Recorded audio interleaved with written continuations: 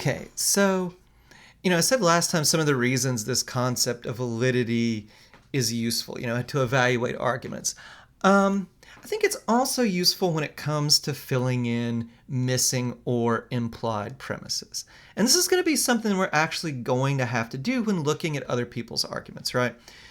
A lot of times people will make an argument, and their argument will depend on certain premises that they don't actually state. Philosophy will call these, the technical term in logic is implied premises, right? Implied, but they don't say it. And using the concept of validity, when we have to fill in these missing premises, validity will often help us do it. So how is that? Well, to start with, let me give you guys an example of an argument with a missing or implied premise. This is just the one from your reading. I'm not creative enough to come up with one of my own, so we'll go with this one. So, example of an argument with a missing premise or implied premise. Using condoms is wrong because they interfere with a natural process. By the way, I made the mistake, sometimes I teach dual enrollment classes, middle school or high school children. I made the mistake of using this example there, which they thought was the funniest thing ever because 14-year-olds, right? Anyway, hopefully we're all adults, so, the bar for humor is not set that low, right? All right. So this argument has a missing premise. And we can see that when we look, we distill the argument and ask ourselves whether it's valid, right? Condoms interfere with a natural process, so using condoms is wrong. Well, of course, this is not a valid argument, right? It could well be true that they interfere with a natural process, and also true that it's not wrong, right? In fact, the premise we have says nothing about interfering with a natural process being wrong, so this is not a valid argument.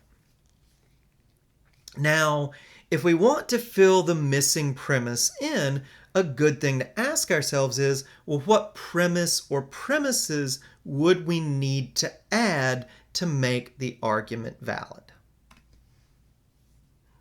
Well, with this one, it's pretty easy. We just fill in this sort of if-then statement, right? If an action interferes with a natural process, then it is wrong. Condoms interfere with a natural process, so using condoms is wrong. This is now a valid argument. Now, look, you guys might be saying, well, it's still not a very good argument. I don't think it is, right? This first statement, the conditional, is probably false, so it's not a cogent argument, but at least now it's valid, right? When filling in missing premises, if it's a deductive argument, and we'll be dealing in deductive arguments in this class, at least try to make it valid. You might not be able to make it cogent, but at the very least, start by trying to make it valid. Fill in the premises you would need to get a valid argument. Another example of an argument with an implied or missing premise. Clinton was a great president because the economy did very well during his term. Well, let's distill this. The economy did well during Clinton's term, so Clinton was a great president, right? Obviously, this is not a valid argument because it's perfectly possible for all that it says. The economy did well during his term. Well, that doesn't mean that this conclusion is true, right? We need another premise to get a valid argument. If the economy does well during someone's term, they are a great president. The argument seems to assume something like this conditional. If we add it, then we have a valid argument. So this is a good way to fill in the missing or implied premise. Again, we might not accept it. There might be more that goes on, whether somebody's a great president and the economy doing well, but at the very least, we now have a valid argument. Implied premises, First step, try to give the other person a valid argument. Look, if you're having a conversation, you can, of course, just ask them, well, what are you assuming here? But when you're reading people, you can't do that. So you're going to have to do this work of filling in missing or implied premises. Again, because people will not always say everything. And when you do that, a good first step is try to make the argument valid. This will be very important even in the next series of lectures when we start talking about cultural relativism. You'll see some of the arguments have these missing or implied premises. We're going to have to try to fill them in, right? A final example of an argument with missing or implied premises, the first two were very simple. This other one is a little more complicated. So I think it's a good example. I used to give this one on a quiz. Everybody got it wrong, so I won't do this to you guys. All right. So if you receive benefits from your government and you agree to obey the law, you have a duty to obey the law. We Americans receive benefits from our government and we have chosen to stay in the country. Therefore, we have a duty to obey the law. Now, this one is trickier, right? It's going to be a little harder here to see what the missing or implied premise is.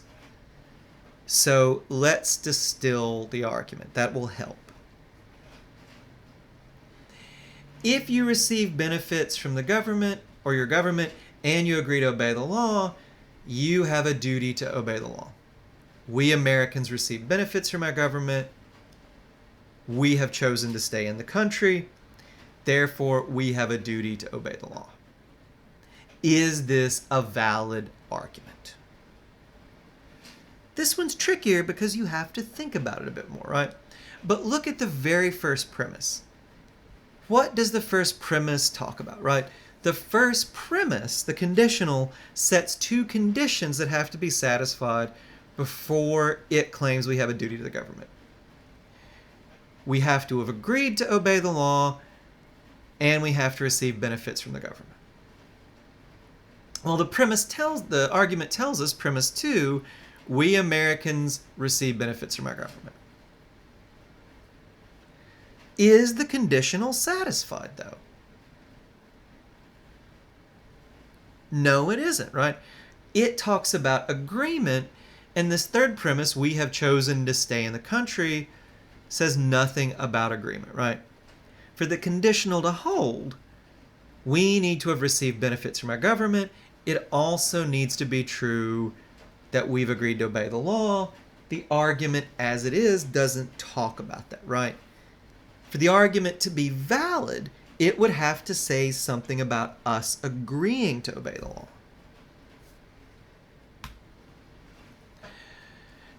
Well, what the argument seems to assume is that by staying in the country, we have agreed to obey the law, right?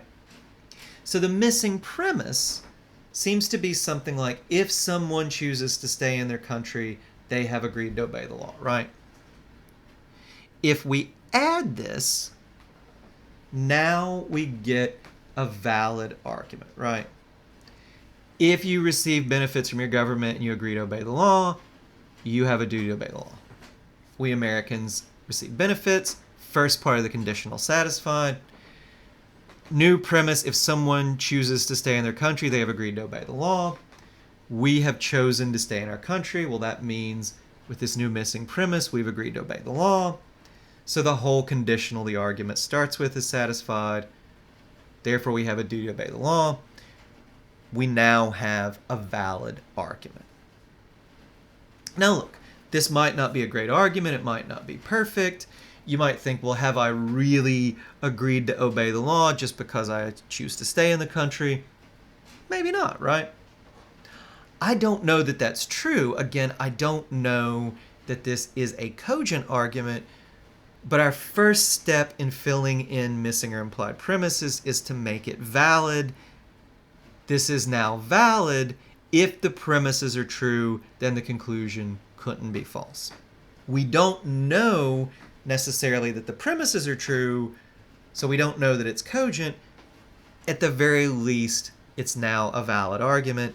That's the first step for filling in missing or implied premises, at least in a deductive argument. All right. Final thoughts, just some tips for filling in missing premises. This is often hard to do. This is as much an art as a science. The most important thing and the first step, fill in premises that make the argument valid. You need to find premises that make the argument valid. That's your first step. That's the first thing you need to do. Stay as close as possible to what the person actually says. When filling in a missing premise, look at what the person says. The missing premise ought to have some relation to what they say, right? You know, when I used to give this argument on tests, people would say all kinds of things about the government being just or the government being valuable. The argument doesn't talk about any of that stuff, right?